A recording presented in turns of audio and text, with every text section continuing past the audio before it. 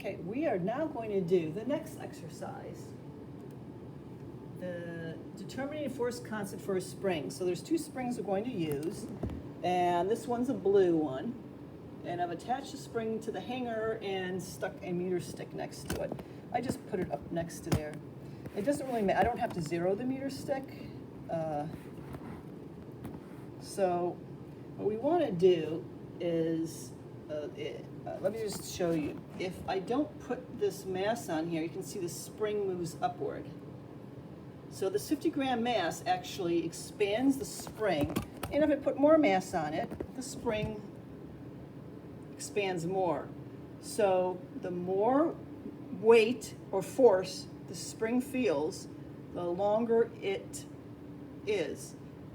F equals kx. It normally is proportional. So I have this up here, so we see, oops, a little too. I want to get rid of parallax, so you can see what I see. I guess I have to move it up a little bit more. There, and put it up a wee bit. All right. So I just wanted, it doesn't really matter where I start out, but once I start out, I'm going to keep this at the same spot. So you can see right now, it's, I've got the meter stick upside down. Hold on. It doesn't really matter, to be honest with you. I can have it that way. Just that when you plot it, your line's going to go the opposite direction. So let me just move it there, like that.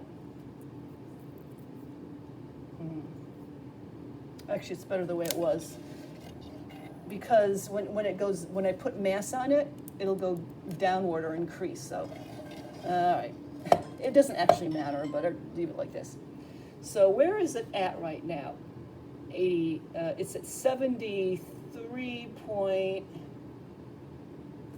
it's kind of hard. I'm trying to get the iPad so you can see a good, 73.3.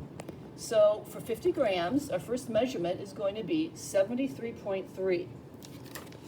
So we're going to start out with 50 grams. Let me get another piece of paper here. 73.3. Now what I'm going to do is add some mass, a little at a time. And what does it say on here? Increments 50 to 100 grams. So this really depends on the spring. What I'm going to do is put 50 grams on and see how far it goes down. Oh. All right, so it goes down pretty significantly.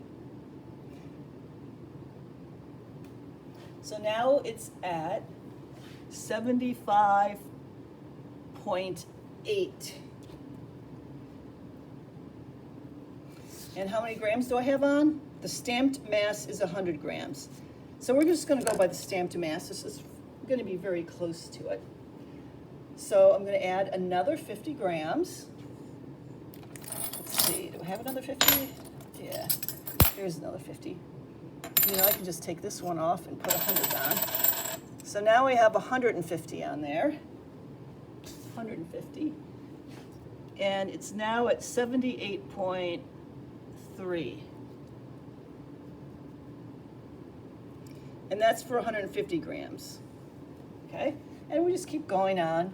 We just keep adding mass and noting what it is. I don't want it to oscillate though. The oscillation comes in the last one.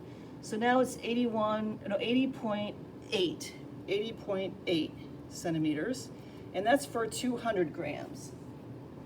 Now let me just check to see how many times you have to,